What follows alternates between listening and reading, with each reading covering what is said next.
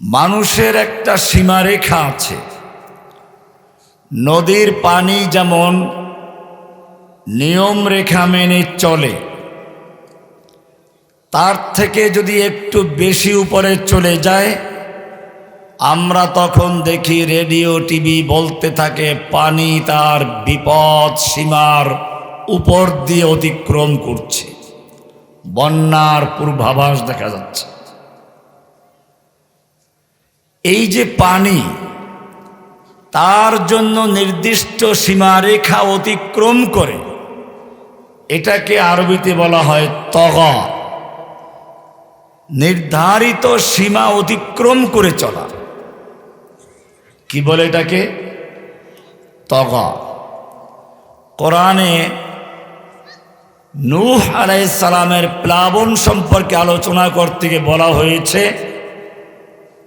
ইন্না লাম্মা তগাল মাউ, পানি যখন তার বিপদ সীমা অতিক্রম করলো, পানি যখন তগা করলো, সীমা অতিক্রম করলো,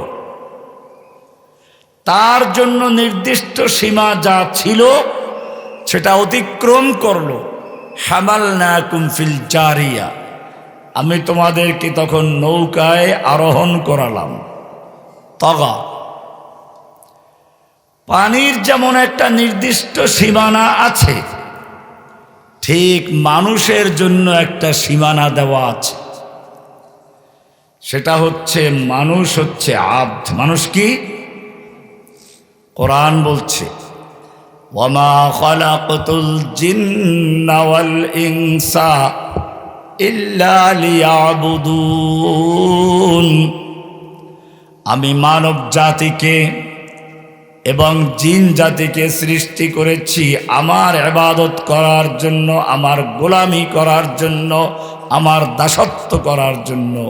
বোঝা গেল মানুষের কাজ হচ্ছে কি করা? দাসত্ব করা। আর আল্লাহর কাজ কি? দাসত্ব পাওয়া। আল্লাহর কাজ কি? অধিকার। আল্লাহর অধিকার এটা। কিন্তু কখনো কখনো মানুষ পানির মতো যেমন সীমা অতিক্রম করে বিপদ সীমার উপর দিয়ে চলে, মানুষেরাও কখনো তার নির্দিষ্ট সীমা অতিক্রম করে বিপদ সীমা দিয়ে চলে। পানি যেমন বিপদ সীমা দিয়ে চললে পরে দুনিয়া প্লাবন হয়ে যায়, মানুষ যখন তার নির্দিষ্ট সীমারেখা অতিক্রম করে অন্য জায়গায় গিয়ে বসে পড়ে, তখন পৃথিবীর শান্তিও নষ্ট হয়ে যায়। এ কারণে কোরআনে আল্লাহ রাব্বুল আলামিন ফিরআউন সম্পর্কে বলেছেন, ইযহাব ইলা ফিরআউনা ইন্নাহু তাগা। মূসাকে বললেন, ফিরআউনের কাছে যাও, সে সীমা অতিক্রম করেছে। আবার মূসা এবং হারুন দুজনকেই বলছেন, ইযহাবা ইলা ফিরআউন, তোমরা দুজন ফিরআউনের কাছে যাও, ইন্নাহু তাগা, সে সীমা অতিক্রম করেছে। ইলাহাল আলামিন কিসের সীমা অতিক্রম করলো? আল্লাহ রাব্বুল আলামিন জানিয়ে দিলেন, সে তার সীমানা ছিল আবদিয়াত, গোলাম, দাসত্ব করবে। কিন্তু সে ওই সীমানা অতিক্রম করে নিজে দাসত্ব নেওয়ার জায়গায় বসে পড়েছে, মাবুদের সীমানায় গিয়ে বসে পড়েছে। শুধু বসে পড়েছে তা না, সে ডেকে বলছে জনগণকে জড়ো করে, ফাহাশারা ফানাদা ফাকালা আনা রাব্বুকুমুল আ'লা। ফিরআউন তার দেশের লোকদেরকে জড়ো করলো, মহাসমাবেশ করলো। হাসর বলতে ছোটখাটো সমাবেশ না, ফাহাশারা, সে বিশাল সমাবেশ ডাকলো, মহাসম্মেলন ডাকলো। এরপরে ঘোষণা করলো, আনা রব্বুকুমুল আ'লা, আমি তোমাদের রব। তা আবার সাধারণ না, আ'লা, প্রধান রব। রব দাবি করলে সে অটোমেটিক ইলা হয়ে যায়। এটা একটু বুঝুন, এগুলো পরিভাষা। মনে করুন আপনি একটা কারখানার মালিক, আপনার অধীনে 1,00,000 কর্মচারী কাজ করে একটা কারখানায়, কিন্তু কর্মকর্তা কর্মচারী আপনাকে চিনে না। আপনি গিয়ে সেখানে কমান্ড দেওয়া শুরু করলেন, হুকুম জারি করা শুরু করলেন, এই কর্মচারীর এটা করো, ওটা করো, ওইটা করো। লোকেরা বলে পাগল কোত্থেকে এলো, কেউ কথা শুনে না, কারণ তারা আপনাকে চিনে না। হঠাৎ করে ম্যানেজার এসে তাকে সেলুট দিয়ে বলল, সম্মানিত কর্মকর্তা কর্মচারী বৃন্দ, শুনুন, এই যে ভদ্রলোক, ইনি হচ্ছেন আমাদের এই কোম্পানির মালিক। এখন কি আগের মতো হবে? এখন এই লোকটা যা বলবে সকলে সেটা মানবে, এই লোক যা বলবে ওইটাই আইন। এটাকে আমি বুঝতে পারছি। প্রথমটা হচ্ছে, তাহলে কেন লোকগুলো আগে তার কথা শুনে নাই, এখন শুনলো কেন? কারণ তারা বুঝলো এই লোকটা তাদের রব। মানে এই কারখানার বিল্ডিং তৈরি করা, এখানে কাপড় চোপড় মেশিনারি তৈরি করা, বেতন দেওয়া, বোনাস দেওয়া, সব কিছু দেয় কে? এই লোক দেয় যে, সে হলো রব। দেয় যে সে কি? এ কারণে আল্লাহ তাআলা প্রথমে আমাদের সৃষ্টি করে বলেন নাই আমি তোমাদের আল্লাহ, তিনি বলেছেন আলাস্তু বিরব্বিকুম, আমি তোমাদের রব নই কি? রবের পরিচয় দিচ্ছেন কেন?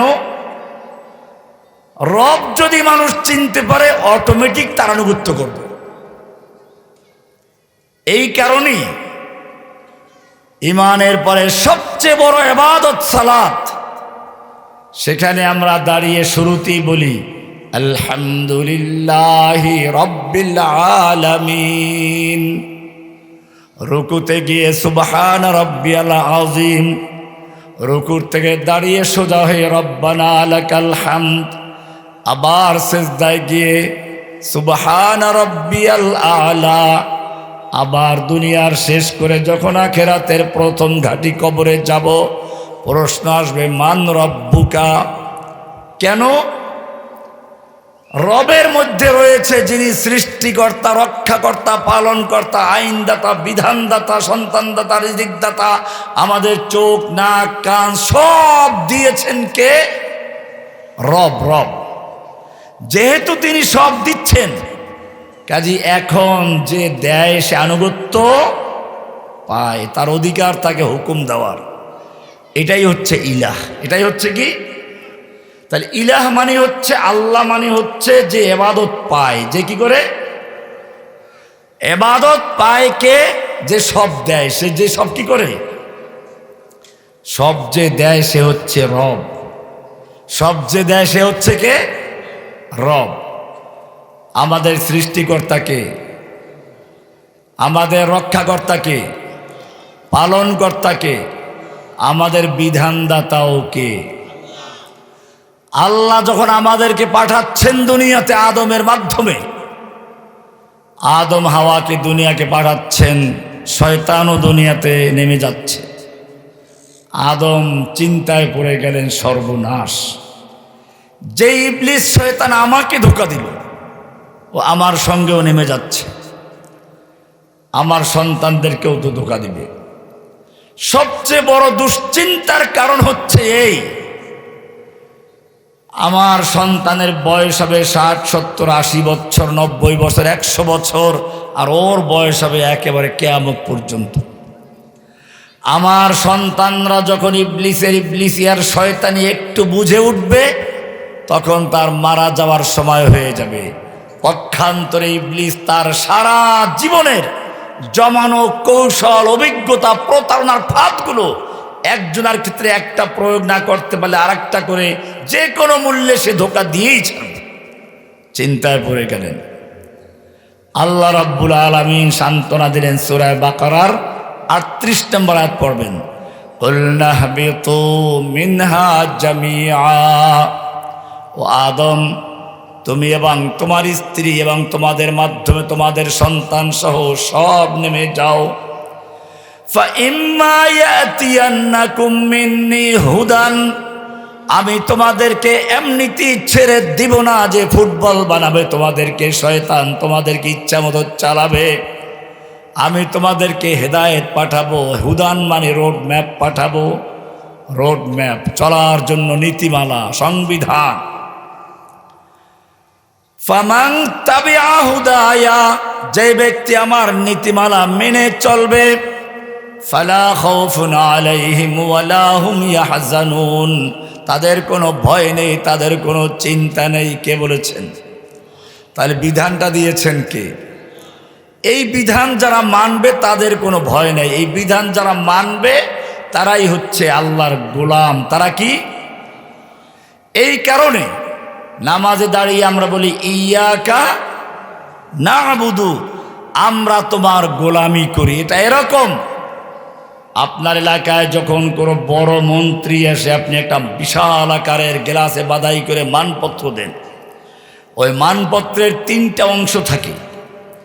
প্রথম প্যারায় লেখা থাকে আপনি সদরঘাটের কামান মাস্তানে জামান, এই এলাকার সন্তান, আপনি লেখাপড়া করেছেন, এই গুণ আপনার চরিত্র ফুলের মতো পবিত্র ইত্যাদি লিখে লিখে একটা বিশাল প্রশংসার ছবি আঁকে।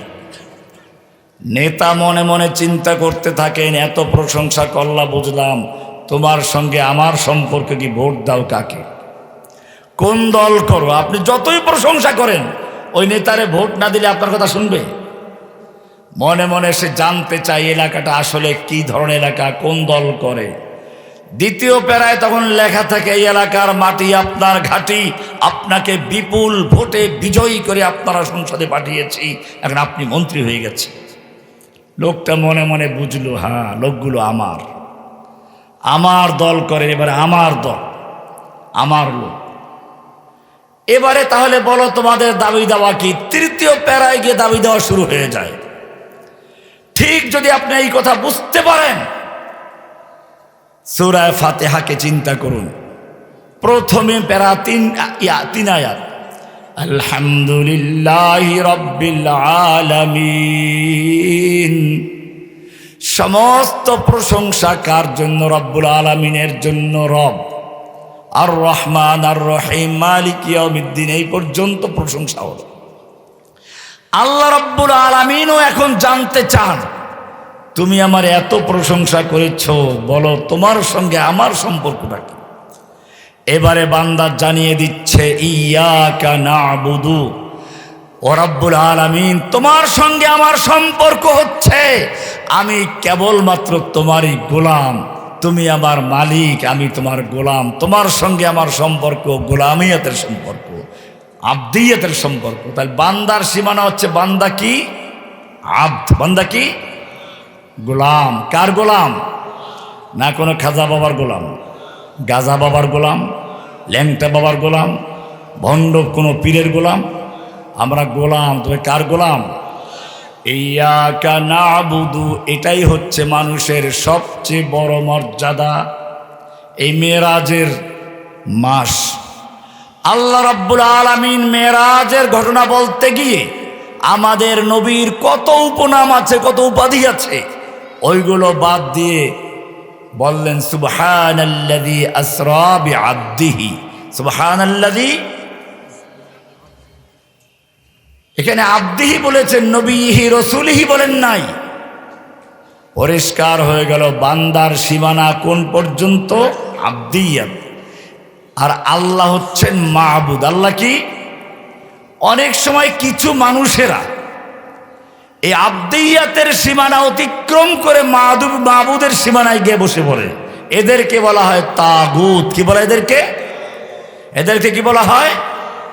তাগুত। মানি হচ্ছে ওই যে পানি যেমন তার বিপদ সীমা অতিক্রম করলে তাকে তগা বলা হয়, ঠিক তেমনি ভাবে মানুষ যখন তার জন্য নির্দিষ্ট সীমানা, গোলামিয়তের সীমানা, আব্দিয়তের সীমানা অতিক্রম করে মাবুদের আসনে গিয়ে বসে, তখন তাকে বলা হয় কি? এইবারে দেখুন কোরআন কি বলছে। আপনারা যারা লা ইলাহা ইল্লাল্লাহ বলে আমরা ঈমান এনেছি, কোরআন বলছে ফামান ইয়াকফুর বিত্তাগুত, লা ইলাহা বলে লা ইলাহা বর্জন করা, ইল্লাল্লাহ গ্রহণ করা। লা ইলাহা মানে খালি করা, ইল্লাল্লাহ মানে পূরণ করা।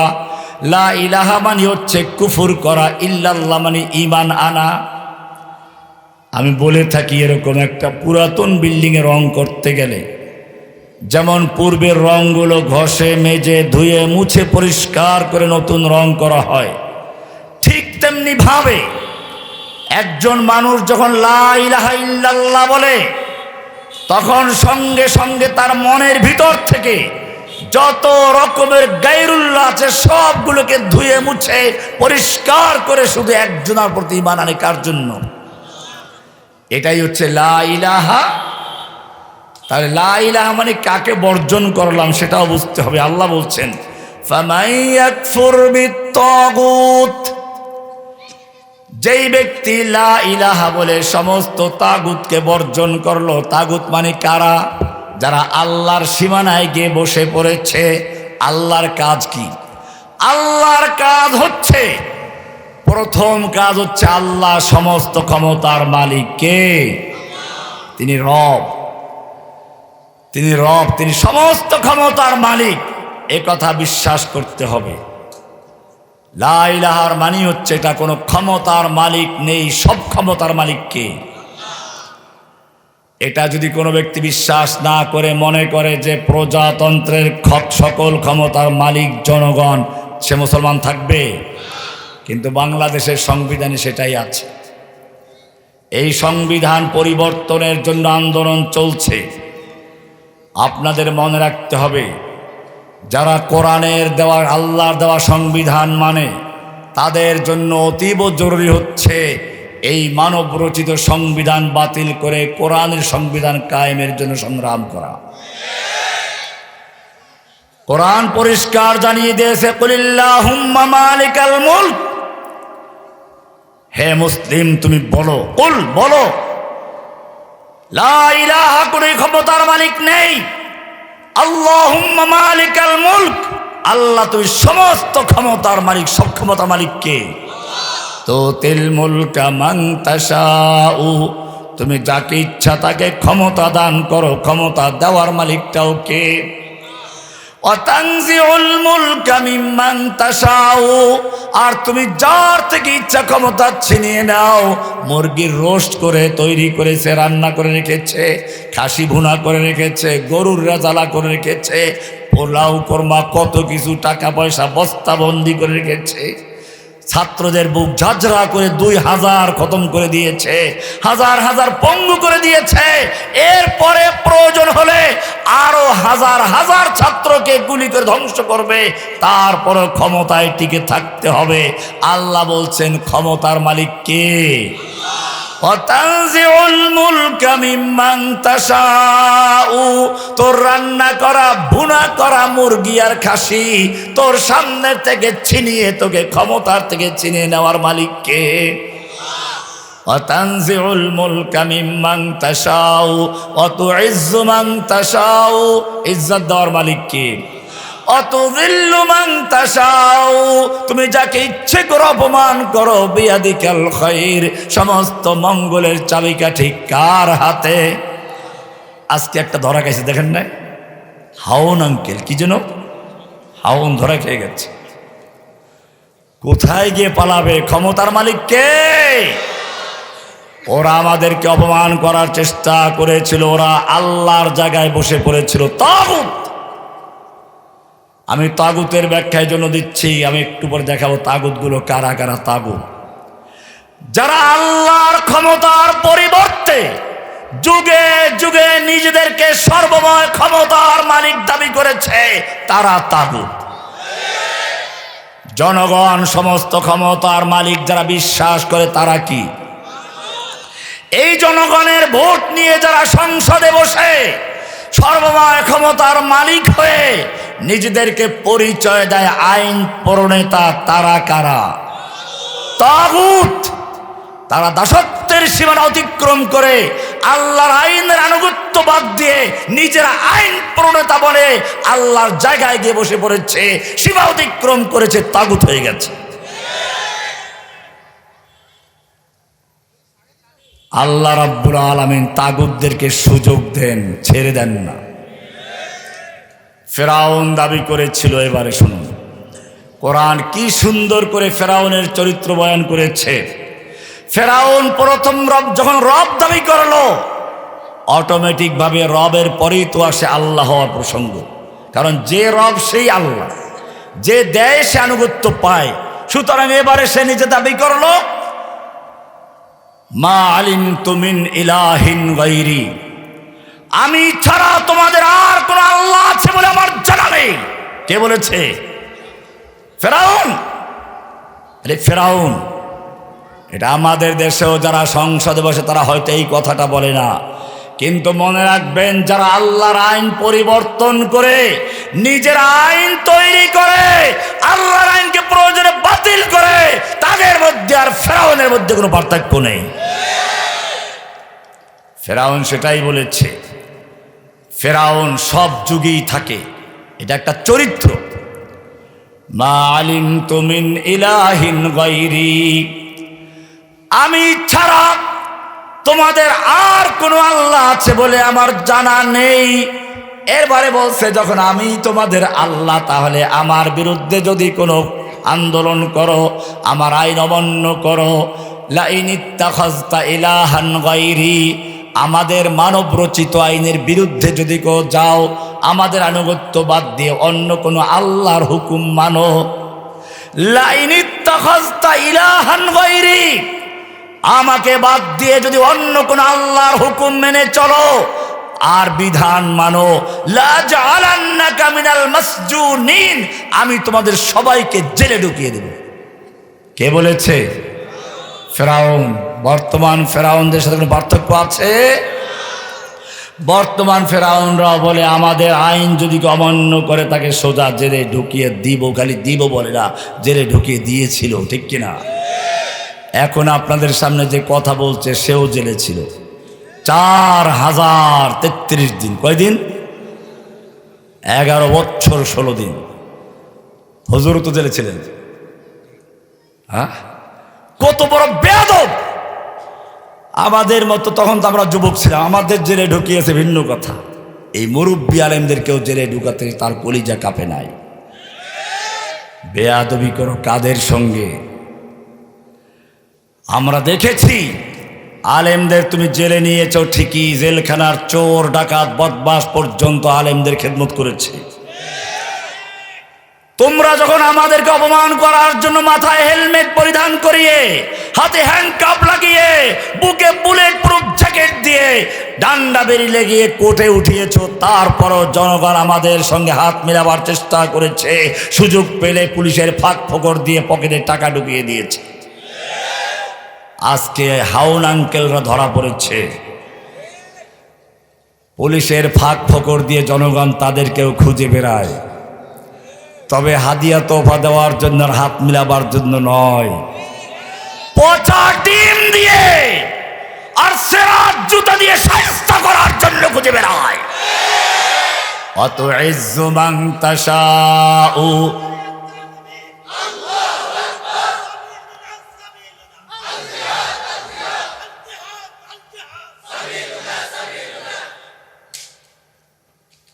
স্লোগান দিলে বড় আকার দিবে, বুঝছো? এই দুর্বল স্লোগান দিয়া জিহাদ করা যাবে না।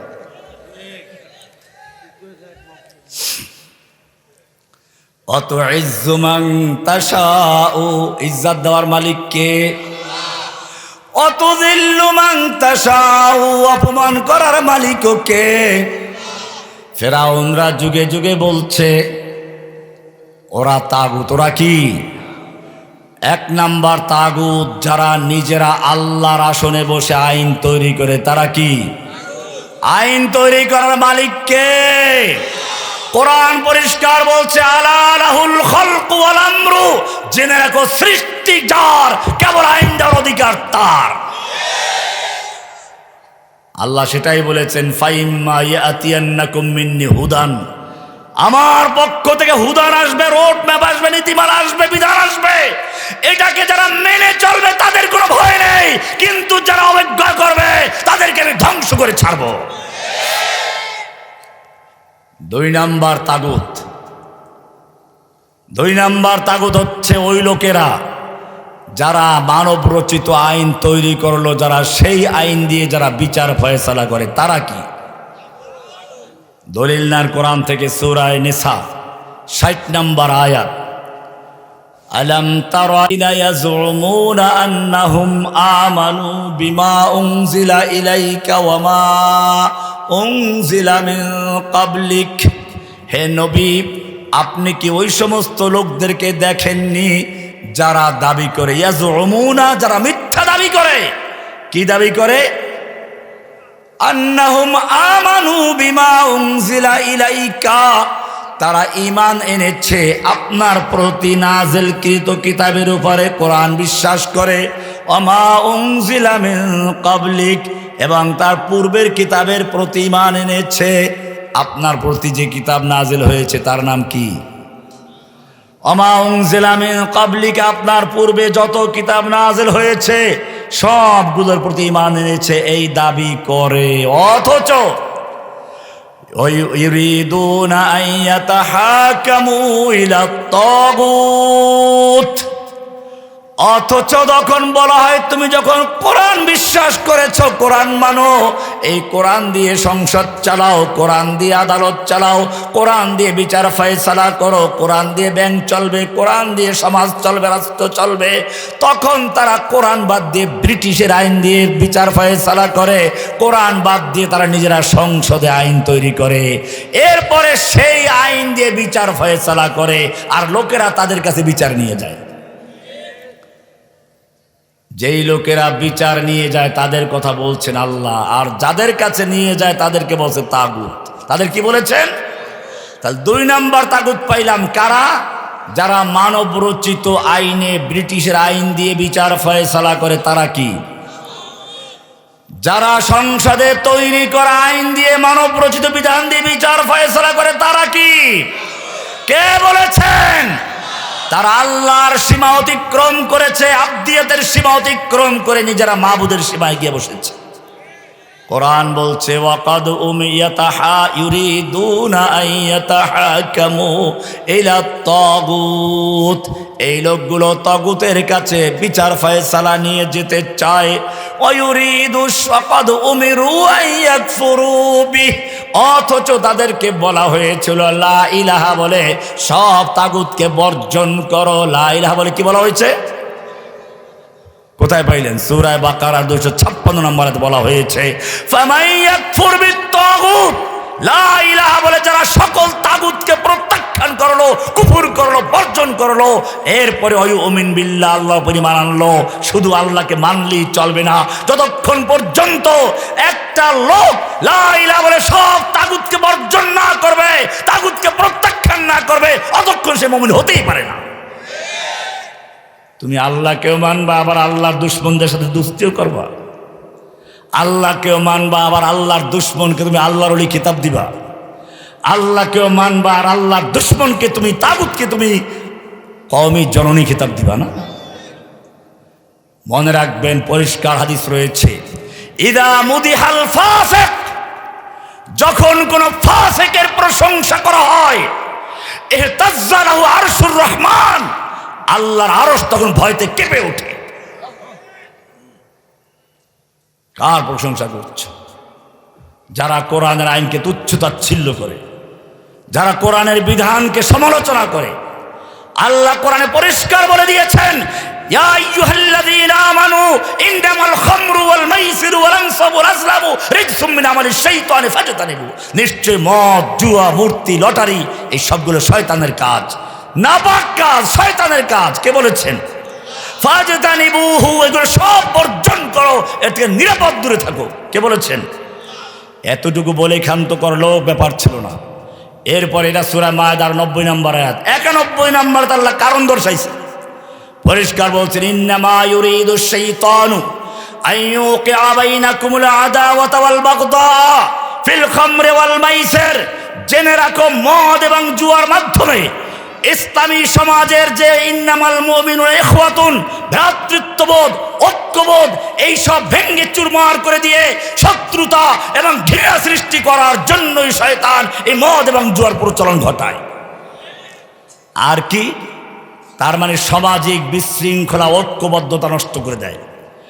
2 নাম্বার, ওয়ায়াসুদ্দাকুম আন যিকরিল্লাহি ওয়া আনিস সালাহ, আল্লাহর জিকির থেকে এবং সালাতের থেকে শয়তানের মাধ্যমে বিরত রাখে। পরিষ্কার হয়ে গেল মদ ইসলামে হালাল না হারাম? এই মদকে যারা লাইসেন্স দিয়ে বৈধ করে দেয়, বিশেষ বিশেষ দোকানের বার থাকে মদের লাইসেন্স প্রাপ্ত, আবার কিছু লোককে খাওয়ার লাইসেন্স দেওয়া হয়। আমি জিজ্ঞেস করতে চাই, সমাজে একজন জেনাকারকে মানুষ ঘৃণা করে কিনা? একটা চোরকে মানুষ ঘৃণা করে কিনা? শয়তান বড় চালাক। আচ্ছা, জেনা করা, চুরি করা, এটা কুফরি না গুনাহ কাবিরা? গুনাহ কাবিরা। যদি হালাল মনে না করে সে কাফের না, কিন্তু আল্লাহর হারামকৃত জিনিসকে হালাল করা এটা কি গুনাহ কাবিরা না কুফর?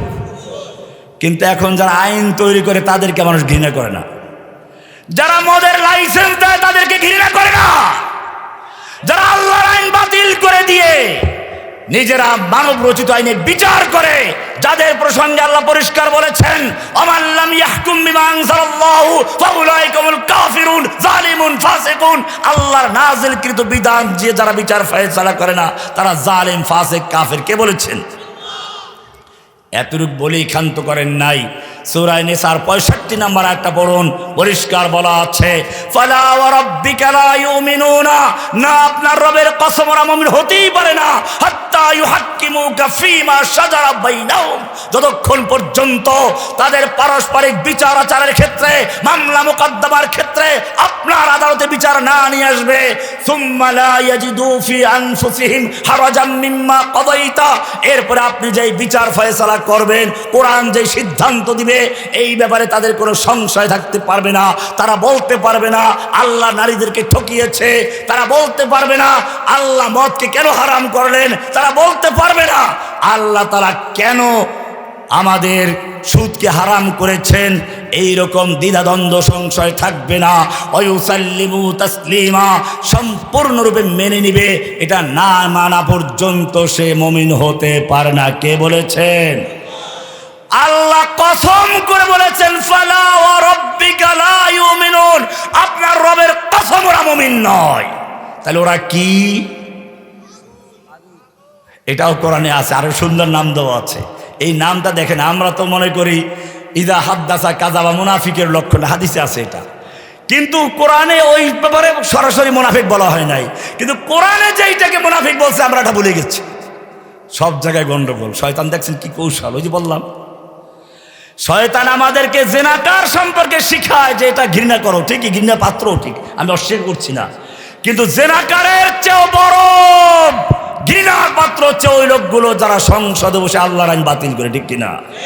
জেনাকারের চেয়েও বড় গুনাহগার তারা যারা আল্লাহর আইন বাতিল করে আদালতে আল্লাহর আইন ছাড়া মানব রচিত বিচার করে। কিন্তু আমরা তাদেরকে ঘৃণা করি না, তাদেরকে দেখলে সেলুট দিই। এখানেও সেটাই হয়েছে। মুনাফিকের আয়াত আমরা পড়ি, হাদিস আলামত পড়ি। মুনাফিকের আলামত ইদা হাদ্দাসা কাযাবা ওয়া ইদা ওয়াদা আখলাফা ওয়া ইদা খাসামা ফাজারা ইত্যাদি আমরা বলি, কিন্তু মুনাফিকের আরো লক্ষণ কোরআনে আছে। কোরআনে এইটা দেখেন এবারে সূরা নিসা 4 নম্বর সূরার 61 নম্বর আয়াত কি বলছেন আল্লাহ তাআলা? ওয়া ইযা কিলা লাহুম তাআলাউ ইলা মা আনজালাল্লাহু ওয়া ইলার রাসূল, যখন এই লোকগুলোকে বলা হয় আসো কোরআনের বিধান কায়েম করি, কোরআন দিয়ে সংসদ চালাই, আদালত চালাই, সমাজ চালাই, রাষ্ট্র চালাই, ব্যাংক চালাই, কোরআনের বিধান কায়েম করি, আল্লাহর নবীর তরিকায় দেশ চালাই। وَإِذَا قِيلَ لَهُمْ تَعَالَوْا إِلَى مَا أَنزَلَ اللَّهُ وَإِلَى الرَّسُولِ رَأَيْتَ الْمُنَافِقِينَ يَصُدُّونَ عَنكَ صُدُودًا। আল্লাহ বলছেন এই মুনাফিকগুলোকে দেখবেন। কে বলেছেন মুনাফিক? কাদেরকে বলেছেন?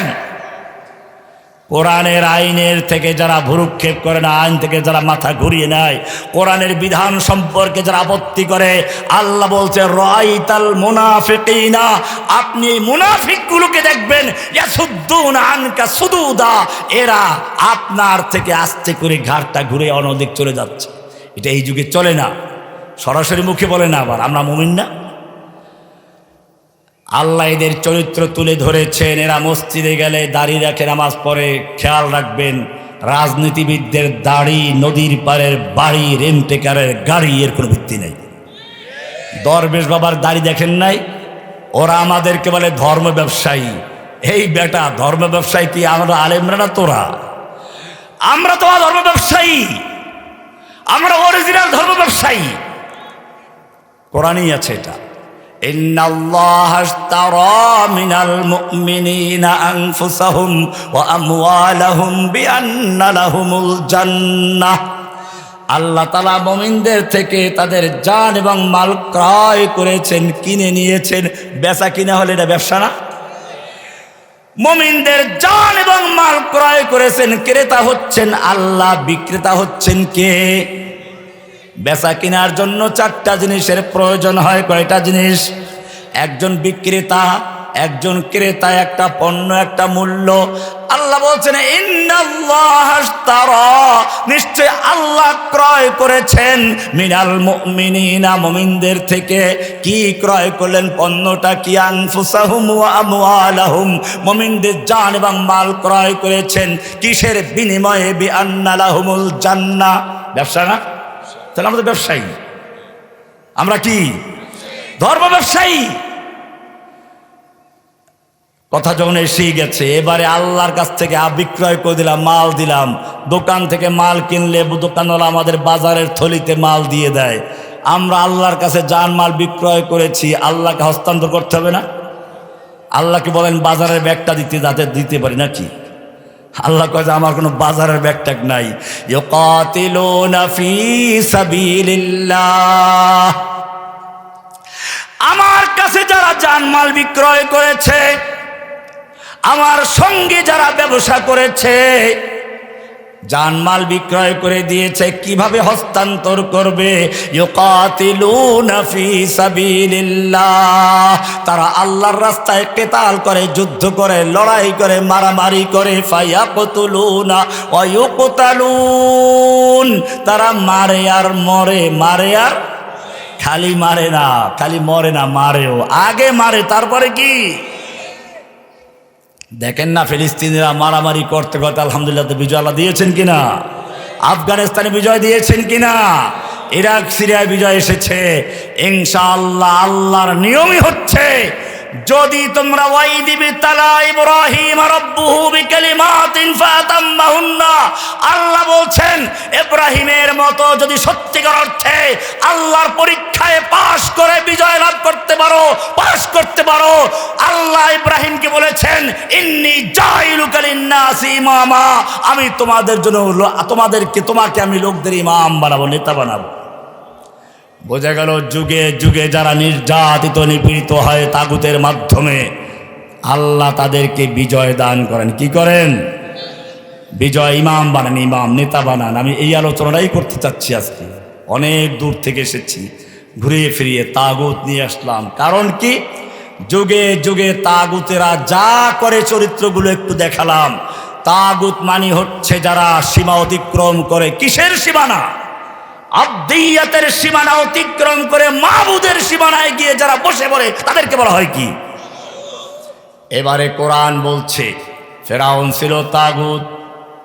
সে দাবি করলো লাইন ইত্তাখাযতা ইলাহান গায়রি, যদি তোমরা আমার পরিবর্তে অন্য কোনো ইলাহ মানো, অন্য কারো আনুগত্য করো, অন্য কারো বিধান মেনে চলো, লা জাআলান্নাকা মিনাল মাসজুনিন, আমি তোমাদেরকে সোজা জেলে ঢুকিয়ে দিব। কোথায় ঢুকিয়ে দিব? আল্লাহ বলছেন সমস্যা নেই, জেলে ঢুকাইলে কোনো সমস্যা নেই। যুগে যুগে ফেরাউনরা এটাই করেছে। এইবারে ফেরাউনদের আর একটা চরিত্র, ইন্না ফিরাউনা আলা ফিল আরদ, ফেরাউনরা দুনিয়ার ক্ষমতাটাকে হাতে নেয়, হাতে নিয়ে কাজ করে কি? ওয়াজালা আহলাহা শিয়া, ওরা ওদের দেশের জনগণকে বিভিন্ন দলে বিভক্ত করে। একজনকে বলে রাজাকার, একজনকে জঙ্গি, আর একজনকে ধর্ষক, আর একজনকে দুর্নীতিবাজ। বিভিন্নভাবে আলেমদেরকে বিতর্কিত করার চেষ্টা করে, ইসলামকে ধ্বংস করার চেষ্টা করে। যুগে যুগে এই চরিত্র ফেরাউনদের ছিল। কে বলেছেন? মেলে নাই? এদেশের 90 ফেরাউন, ফ্যাসিস্ট, হাসিনাও সেভাবে করেছে। এদেশের মানুষদেরকে, আলেমদেরকে, এদেশের জনগণকে ভাগ করে ফেলেছিল। এক দল একদিকে শাপলা চত্বর, আর এক দল হচ্ছে কি শাহবাগী।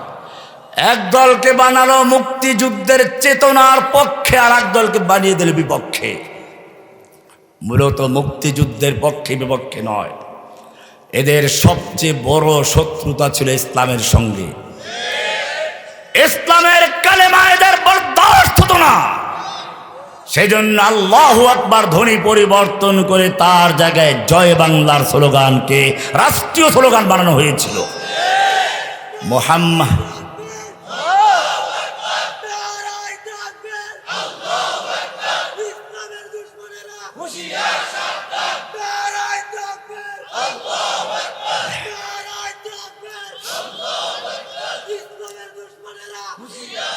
ইসলামের কালেমা লা ইলাহা ইল্লাল্লাহ মুহাম্মাদুর রাসূলুল্লাহ, দুই সাক্ষ্য।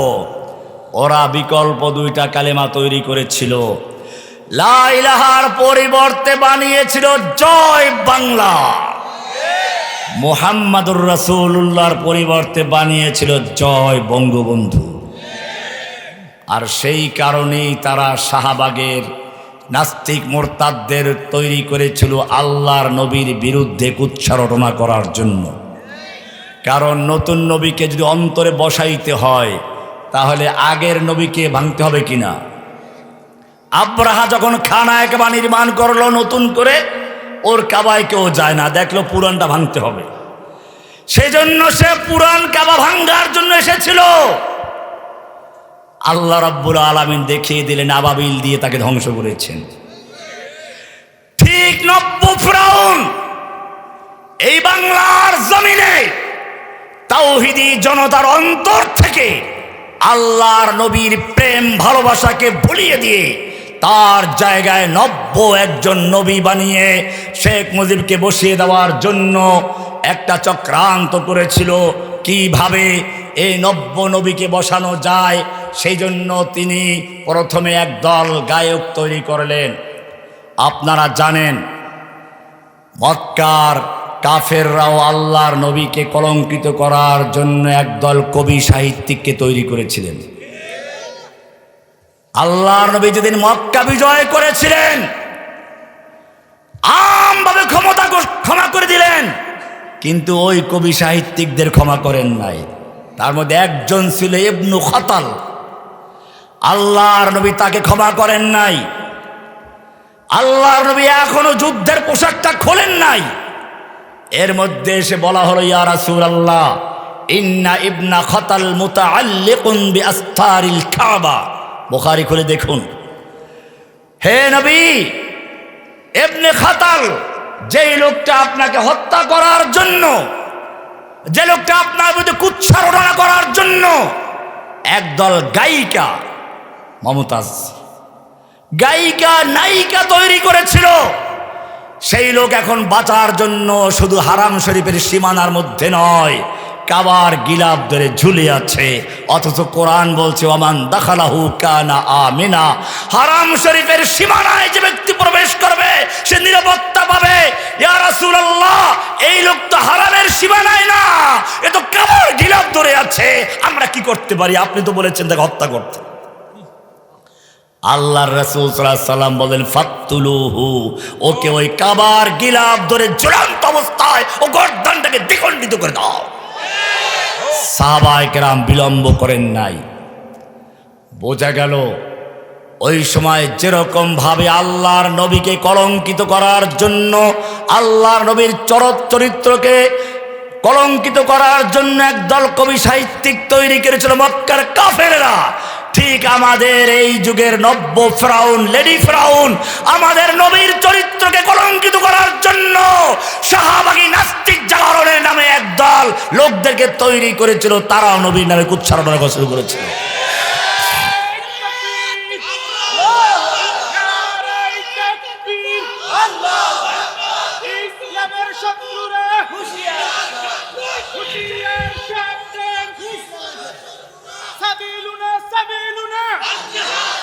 কিন্তু জেনে রাখুন, মক্কা বিজয়ের মাধ্যমে যেরকম ভাবে আবু জাহেলদের তৈরি করা ইবনে খতালদের ধ্বংস করা হয়েছিল। শাপলা চত্বরের আন্দোলনের মাধ্যমে বাংলাদেশে যাদেরকে তৈরি করা হয়েছিল তাদেরকেও সেই সাহাবায়ে কেরামদের আদর্শ অনুসরণ করে বাংলার জমিন থেকে উৎখাত করে তাদের গর্দানগুলোকে দ্বিখণ্ডিত করে দেওয়া হয়েছে। যুগে যুগে একটাই কাজ হয়েছে। এ কারণে আমি তোমাদেরকে বলছি, ফেরাউনরা কিছু সময় সুযোগ পায়। আল্লাহ বলছেন, এবারে আল্লাহ বলছেন ওয়াজআলা আহলাহা শিয়া, ফেরাউনরা তোমাদেরকে বিভক্ত করার চেষ্টা করবে, বিভিন্ন কালারিং করবে। জসিমউদ্দিন রহমানীর বক্তব্যে যেহেতু নাস্তিক মুরতাদদের ভিত উড়ে গেছে, কাজী তাকে বিতর্কিত করে দাও।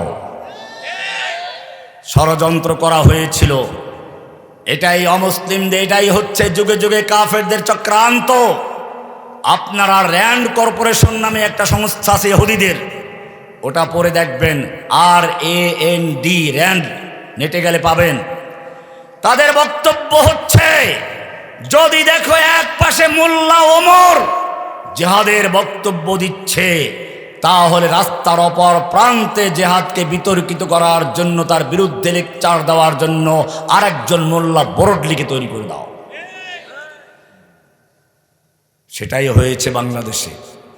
কিন্তু জেনে রাখবেন, যুগে যুগে আল্লাহ রাব্বুল আলামিন ফেরাউনদের চক্রান্তকে ধূলিসাৎ করে দেন। কোরআন বলছে ইত্তাখাযু বাইতা ওয়া ইন্না আওহানাল বুয়ুতি লাবাইতুল আনকাবুত। আল্লাহ রাব্বুল আলামিন যুগে যুগে ফেরাউনদের চক্রান্তকে মাকড়সার জালের মতো ছিন্ন ভিন্ন করে নদীর ভিতরে চুবিয়ে মেরেছেন। বাংলার ফেরাউনকেও বাংলাদেশ থেকে বিতাড়িত করে ওর অবৈধ স্বামী, ও যার যৌন দাসী, তার কাছে পাঠিয়ে দিয়েছে। কোরআন বলছে ইয়াস্তাদঈফু তাইফাতাম মিনহুম। এবারে ফেরাউনদের আর একটা চরিত্র হচ্ছে, যারা তাদের বিরুদ্ধে লেগে যায় তাদেরকে দুর্বল করে রাখে, কারাগারে বন্দি করে, তাদের বাড়িঘর দখল করে। আমার বাড়িঘর দখল করেছে, মাদ্রাসা দখল করেছে, 5 ভাইকে জেলে ঢুকিয়েছে, শেষ ভাইটাকে মেরেই ফেলেছে, ভাতিজাগুলোকে জেলে ঢুকেছে, ভগ্নিপতি জেলে ঢুকিয়েছে, ভাগ্নেগুলো, পুরা বংশ ধ্বংস করে দিয়েছে। ইয়াস্তাদঈফু তাইফাতাম মিনহুম, ওদের একটা গ্রুপকে তারা দুর্বল করে রাখে। এরপরে আল্লাহ বলেছেন, শোনো এবারে যেটা আমার আসল উদ্দেশ্য আজকের আলোচনার, সেটা হচ্ছে এই, আল্লাহ বলছেন যারা অত্যাচারী, জুলুম করে, অত্যাচার, নির্যাতন, নিপীড়ন করে, আমার নিয়ম হচ্ছে তিলকাল আইয়ামু নুদাবিলুহা বাইনান নাস, আমি একবার তাদেরকে ধ্বংস করে দিয়ে তারপরে পালা বদল করে দেই। যাদেরকে দুর্বল করে রাখা হয়েছিল আমি তাদেরকে আবার ক্ষমতায় নিয়ে আসি। অনুরিদু আন নামুন্না আলাল্লাযীনা ইসতুদঈফু ফিল আরদ। এবারে তোমাদের জন্য সুসংবাদ হচ্ছে এটা, অনুরিদু আন নামুন্না আলাল্লাযীনা ইসতুদঈফু ফিল আরদ, যাদেরকে জমিনে দুর্বল করে রাখা হয়েছিল, ফিলিস্তিনে দুর্বল করে রাখা হয়েছিল, আফগানিস্তানে দুর্বল করা হয়েছিল, বাংলাদেশেও দুর্বল করে রাখা হয়েছিল। আল্লাহ বলছেন ওয়া নুরিদু আন নামুন্না আলাল্লাযীনা ইসতুদঈফু ফিল আরদে, তাদের প্রতি আমি অনুগ্রহ করতে চাই, দয়া করতে চাই, করুণা করতে চাই, ইহসান করতে চাই। কে বলেছেন? এহসান করতে চান, অনুগ্রহ করতে চান, তার মানে হচ্ছে নির্যাতন, নিপীড়ন থেকে এই লোকগুলোকে উদ্ধার করতে চাই। এই কারণে উলামায়ে কেরাম আজ জেল থেকে বেরিয়ে এসেছেন, পর্যায়ক্রমে আমাদের ভাইরা আরো বের হচ্ছেন। এখনো অনেক ভাইরা জেলে আছেন, আপনারা জানেন না। সেই ব্লগার হত্যার নামে যাদেরকে গ্রেপ্তার করা হয়েছে, এখন পর্যন্ত সেই ভাইগুলো জেলে আছে। সত্যিকার যদি ইমানদার হয়ে থাকো, কিয়ামতের মাঠে যদি আল্লাহর নবীর সামনে ধাক্কা খেতে না চাও, আল্লাহর নবীর প্রেমের পরীক্ষা দিয়ে যারা নাস্তিক মুরতাদদেরকে উচিত শিক্ষা দিয়েছিল, তাদের মুক্তি না হওয়া পর্যন্ত তোমাদেরকে কোনো বসে থাকলে চলবে না। ওয়ানুরিদু আন নামুন্না আলাল্লাযীনা ইসতুদঈফু ফিল আরদ।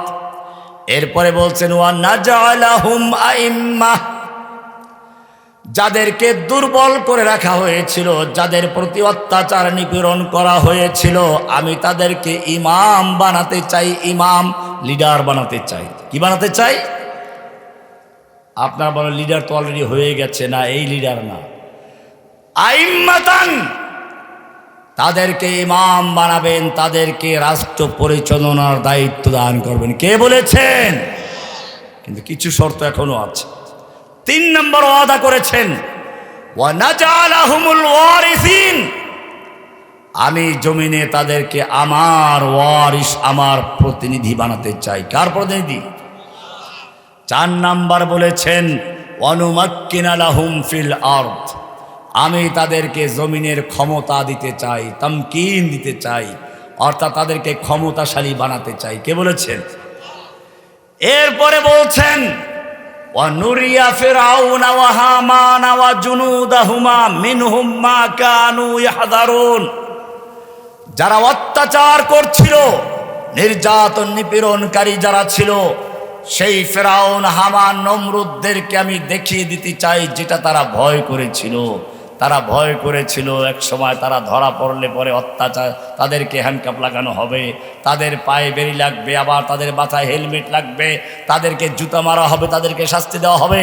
আল্লাহ বলছেন ওয়া নুরিয়া ফিরআউনা ওয়া হামানা ওয়া জুনুদাহুমা, আমি ফেরাউন, হামান এবং তার সৈনিকদেরকে যুগে যুগে তাদের অনুসরণ করবে যারা, তাদেরকে দেখিয়ে দিতে চাই মিনহুম মা কানু ইয়াহযারুন, তারা যেটা ভয় করছিল সেটাই দেখিয়ে দিতে চাই। সেজন্য মনে রাখতে হবে আল্লাহর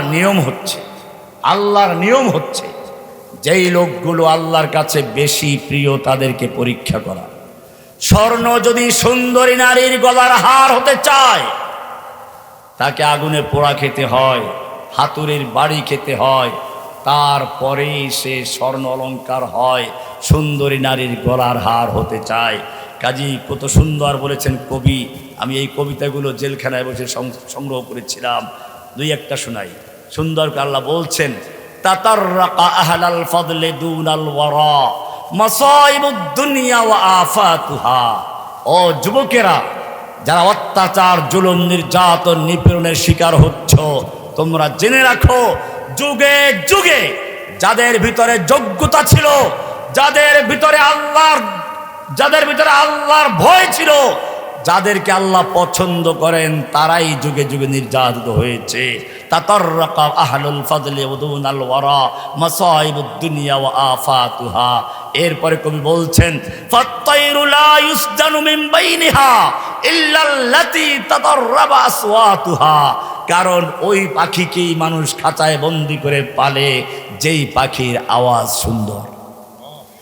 যেই পাখি হয়তো দেখতে সুন্দর, নইলে আওয়াজ সুন্দর, কোনো গুণ আছে। গুণ ছাড়া যেই পাখি দেখতেও সুন্দর না, আওয়াজও সুন্দর না, কেউ খাঁচায় রেখে পালে না। কবি বলেছেন ফাত্তাইরু লা ইউসজানু মিন বাইনিহা ইল্লাল্লাতী তাতাররাবা আসওয়াতুহা।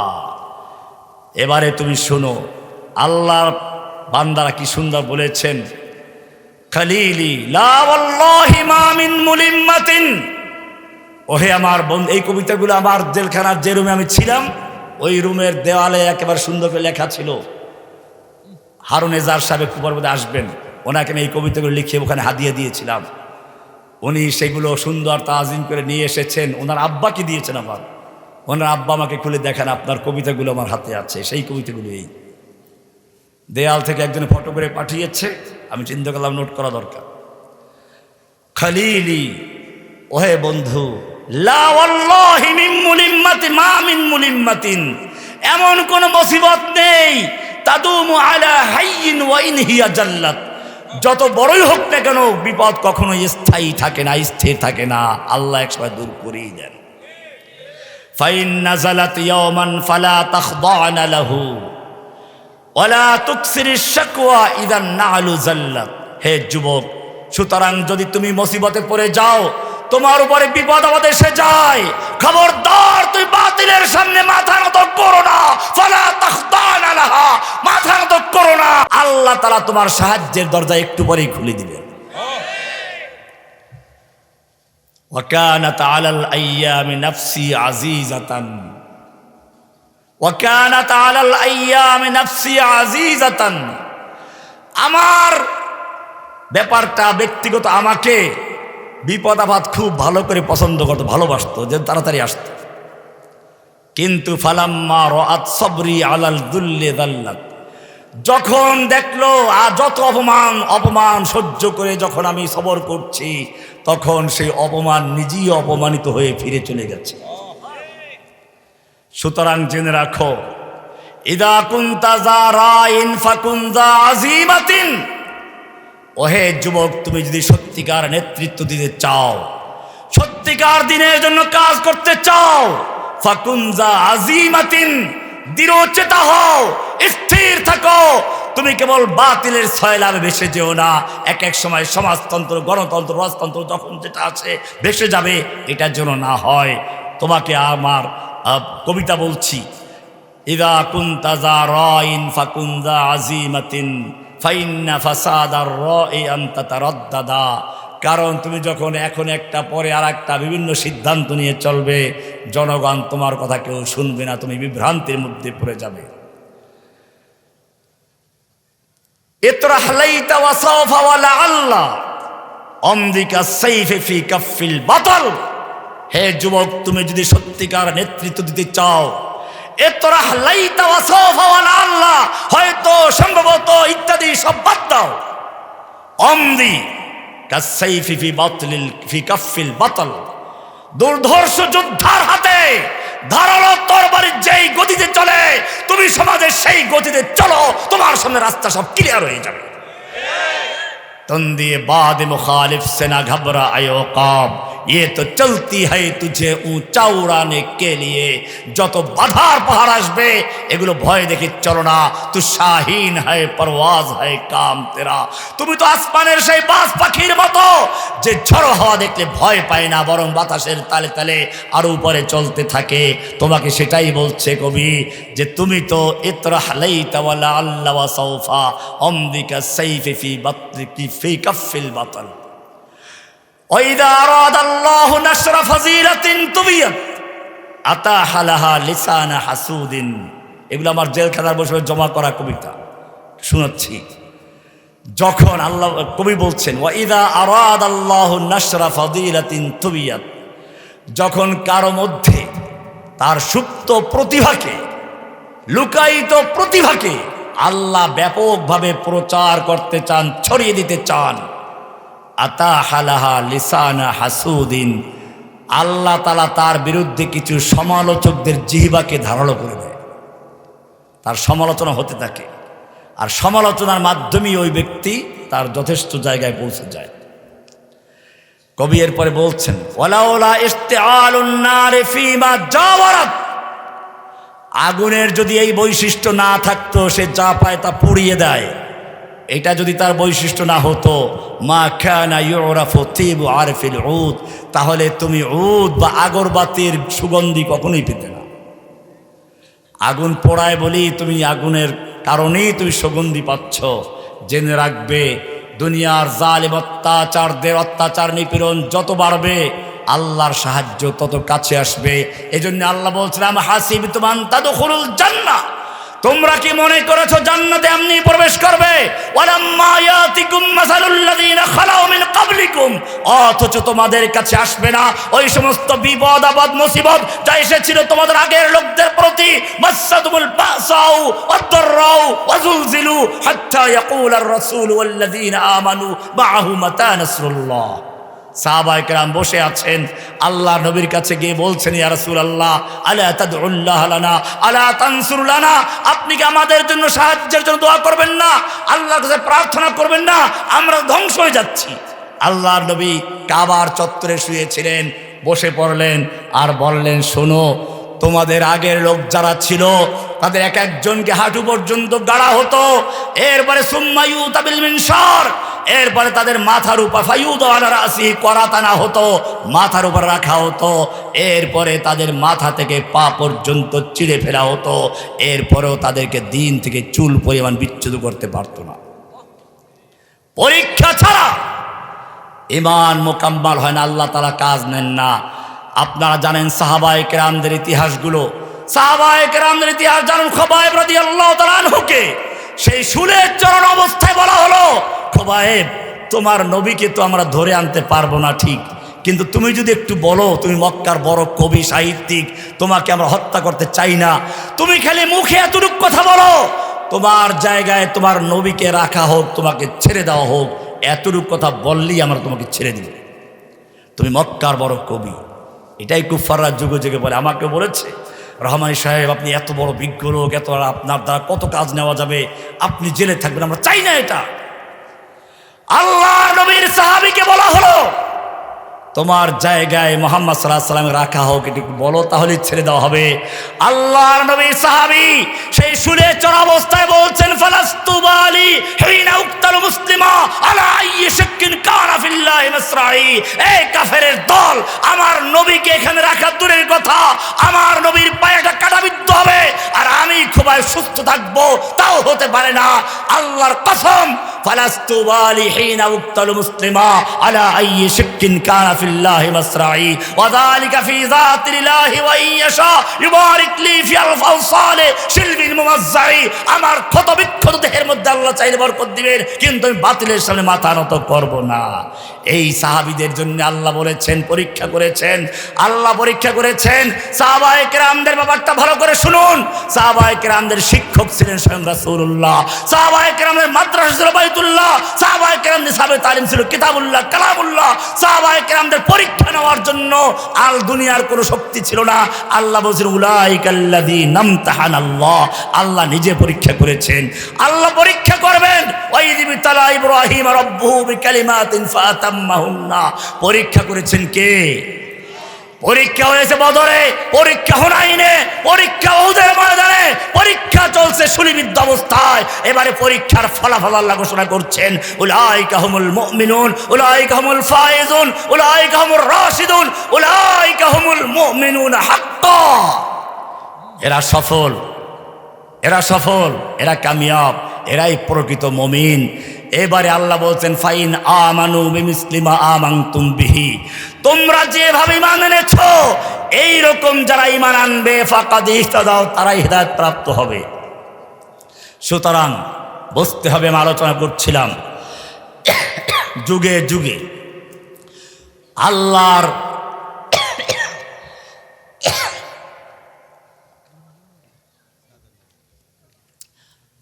আল্লাহর সীমানা একদল লোক দখল করে।